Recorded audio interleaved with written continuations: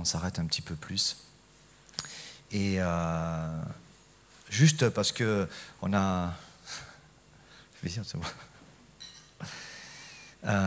on a dans notre jargon, on va dire habituel, la croix, vous l'entendez et peut-être vous l'utilisez des fois comme ça.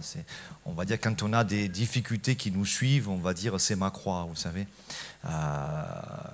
Ben, si la croix pouvait nous suivre comme ça serait bien en fait, mais c'est pas comme ça que ça se passe, quoi. Parce qu'en fait, si chaque fois qu'on a un souci ou un souci qui dure, la croix pouvait nous accompagner, franchement, ça nous rendrait service.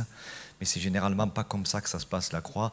La croix, c'est quelque chose qui nous demande autre chose que ce que nous penserions faire ou être.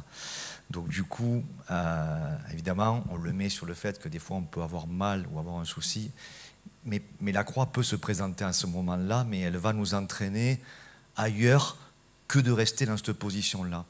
Et donc la croix, c'est vraiment quelque chose qui perturbe l'atmosphère. Vous voyez, nous sommes en 2024, après la croix. Nous, après Jésus-Christ, on dit, oui, mais Jésus-Christ, vous enlevez la croix, il n'y a plus de Jésus-Christ. Il y a un homme qui a fait quelque chose de sympa et qui aimait les gens. Non, on est en 2024 après la croix, en fait. On est en 2024 après la croix. On est le 1er décembre 2024 après la croix. Voilà, vous rajoutez votre âge à ça et c'est vraiment et la croix dans la vie, c'est pas quelque chose d'agréable évidemment parce que c'est un instrument, voilà, c'est un lieu de souffrance, c'est un lieu de mort, mais nous n'oublions pas, c'est un lieu de résurrection. Voilà, c'est un lieu de résurrection. Nous sommes en 2024 après la résurrection aussi. Rappelez-vous de ça. Et c'est ça qu'on va se rappeler quand on va prendre les éléments. Le corps, le sang versé. Nous sommes 2024 ans après le sang de Jésus-Christ versé pour moi. Et la croix, c'est quelque chose qui perturbe l'atmosphère. Voyez ? C'est pour ça que c'est bien plus profond que d'avoir une douleur. Et je ne critique pas d'avoir une douleur, d'avoir une maladie, d'avoir des problèmes, d'avoir des morts autour, des séparations, des trahisons, des erreurs. Bien sûr que ça, c'est... Mais la croix, c'est quelque chose de beaucoup plus profond parce que la croix, c'est la mort et c'est aussi la résurrection. Et juste un passage pour vous montrer comment la croix, quand elle arrive, et si on apprend à la reconnaître, ce n'est pas parce qu'on la reconnaîtra que ça sera agréable, hein, mais la reconnaître va nous donner la vision que la mort appelle la résurrection. La croix perturbe l'atmosphère, ça va te perturber, ça va perturber ton environnement, ça va te perturber totalement en profondeur parce que c'est inconcevable. Et quand ça arrive, tu ne peux pas le voir arriver. Tu ne peux pas savoir, parce que la croix, c'est un truc qui va se passer, tu ne sais pas. Ça va, puisque tu ne connais pas, tu ne sais pas ce que c'est que de mourir, en fait, aujourd'hui. Qui est prêt? Vous voyez, quand on pense à la mort, qui est prêt à mourir? On ne sait pas, on ne sait même pas comment on va mourir et quand on va mourir. Mais la croix, c'est ça. Je ne sais pas quand ça arrive, je ne sais pas comment ça arrive, mais Jésus nous a expliqué. Et vous avez ce passage, je trouve, qui est assez super, parce que quand vous pensez aux apôtres, par exemple, vous dire c'est des gars, ils étaient prêts. Ben en fait, pas tant que ça, hein, puisque vous remarquez que quand même à la croix, il y a eu un moment de panique, parce que quand la croix est arrivée, personne n'était prêt. Quand Jésus, dans le jardin de Gethsémane, il dit « Priez pour moi, je vais aller à la croix », ils ne sont pas prêts, ils dorment. Puis quand après les soldats viennent arrêter, alors qu'ils viennent arrêter Jésus parce qu'il va aller à la croix, Pierre, il coupe l'oreille du gars, il n'est pas prêt. Ça perturbe l'atmosphère, ça perturbe tout, la croix. Et c'est parce qu'il y a la vie derrière qui arrive. Il y a la vie qui arrive. Les ténèbres arrivent, les morts ressuscitent. Le temple, le voile se déchire, tout est perturbé. Tout est perturbé, tout le monde ça va en courant. Tout est perturbé, l'atmosphère est perturbée. Et l'atmosphère, c'est l'air qu'on respire. Hein. Et vous avez ce passage, donc vous avez l'image de la croix, hein, les trois sont, enfin, il y a Jésus et les deux brigands à côté. Il y a ce moment-là où ça a dû être, c'est un lieu de souffrance, de mort, voilà. Mais Et vous savez, je vous lis juste ce passage, ne le cherchez pas, en Jean 19, 25, c'est seul Jean qui parle de ça. Hein. Près de la croix de Jésus se tenait sa mère et d'autres personnes qui sont là, mais près de la croix de Jésus se tenait sa mère, Marie. Elles sont là, avec d'autres, Marie de Magdala aussi qui est là. Et Jésus, voyant sa mère, et auprès d'elle, le disciple qu'il aimait, donc c'est Jean, dit à sa mère, « Femme, voici ton fils. » Puis il dit au disciple, « Voici ta mère. » Et dès ce moment, le disciple l'a pris chez lui. Là, vous avez un exemple de quelque chose qui semble, ça passe, on dit, oh, c'est sympa. C'est sympa, c'est une belle œuvre. Non, c'est la croix. C'est la croix qui perturbe, qui surprend même le disciple. Par excellence, Jean, c'est celui qui était collé. Et on va dire, ouais, c'est une belle œuvre, il va prendre de cette... Non, mais c'est la croix, parce qu'on ne sait pas ce que ça peut représenter après dans la vie de Jean, de Marie, les semaines qui vont suivre, le doute, la mort, la tristesse. Et Jean, il est prêt à ça. Mais la croix se présente aussi, et pour lui, de devoir prendre cette femme, d'en prendre soin, parce qu'il va prendre soin d'elle, et ça veut dire, il n'y a pas de CAF, il n'y a pas de sécu, il n'y a pas de tout ça. Hein.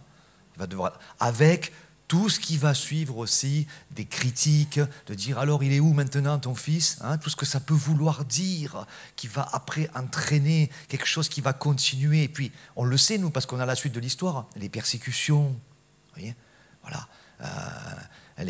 Marie n'est pas le 15 août, elle n'est pas fouf comme ça, là. Hein. Vous voyez, ça c'est la tradition. Le 15 août, l'Assomption, machin, à mon avis, ça a été plus compliqué que ça. Ça a été plus compliqué que ça. Sa mort, après, et son passage au ciel, ça c'est sûr, c'est assuré. Elle a été bien heureuse parmi toutes les femmes. Moi, je vois ce moment, je dis, waouh, waouh, waouh. Évidemment que sur l'instant, te dis c'est génial, mais la croix vient me perturber. Et la croix vient me proposer que Jésus, que Dieu prenne le relais là où ce n'est pas possible. Là où ce n'est pas comme je l'aurais pensé. Tu sais. Et la croix aussi, c'est... Je peux me mettre à la place de Marie qui dit... Je ne sais pas, je n'avais même pas pensé que ça allait se passer comme ça, que oui, ça, et en plus, d'accord, ok, oui, vous imaginez, vous les connaissez ces moments des fois, où il y a ces moments où c'est perturbé, et puis il y a un truc qui se présente, presque tu as envie de dire, je ne sais pas, d'accord, et pourtant ce qui se présente là, c'est essentiel. C'est-à-dire c'est Dieu qui pense aux gens, c'est Dieu qui pense, malgré ce qu'il est en train de vivre, ce que Jésus-Christ est en train de vivre, la mort.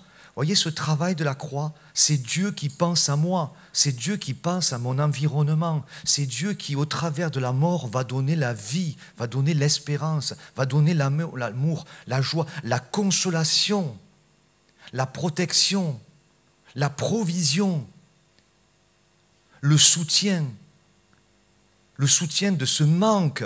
Là, il n'y aura plus l'incompréhension, la couverture. Une femme, à cette époque-là, elle aurait fini dans la rue à faire la mendicité. Et la croix, c'est ça. C'est cette chose qui vient. Et souvent, évidemment, nous ne voyons que la souffrance. Et normal. Vous voyez, il n'y a que la souffrance au départ. On focalise sur ça. Mais si vous êtes dans ces moments-là, et vous y êtes à des moments, j'y suis à des moments, vous voyez, je ne sais plus le chant qu'on fait là, c'est un lieu. Comment c'est, vous vous rappelez? Ouais, c'est comment le texte? Mais avant, c'est un lieu où d'éternelle miséricorde. Ouais. Vous voyez, cet endroit où tout semble terminé, où en vérité, la perturbation atmosphérique nous dit que tout commence. Tout commence. Il y a un vieux film sur la vie de Jésus où je me rappelle la fin du film, il y a les autorités, ils rentrent dans le tombeau, ils disent « Ah, mais il est passé où, quoi ?» Tu vois. et disent c'est terminé. Et là, il y a quelqu'un qui dit non, non, en fait, ça commence. À la croix, tout commence. À la croix, tout, je veux dire, presque Dieu peut dire tout peut commencer. Tout devient possible. Tout peut commencer. Dieu peut commencer. C'est pour ça que Jésus va dire prends-la chaque jour, c'est-à-dire habitue-toi habitue-toi à cette chose qui te permettra, habitue-toi à cette perturbation atmosphérique, parce que en fait la vie, tu en as tellement besoin.